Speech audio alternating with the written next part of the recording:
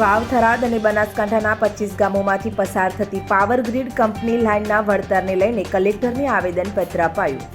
વાવ, થરાદના રાધા નેસડાથી બનાસકાંઠાના મુડેઠા સુધી 765 કેવી લાઇન નાખવામાં મામલે ખેડૂતોને પૂરતું વળતર મળે તેવી ખેડૂતોએ માંગ કરી. વાવ, થરાદ જિલ્લાના 25 ગામ અને બનાસકાંઠા જિલ્લાના 3 ગામના થાંભલાવાળા અને વાયરવાળા ખેડૂતોને કલેક્ટર દ્વારા નોટિસ અને લાઇનનો નકશો આપવા કરાવી રજૂઆત.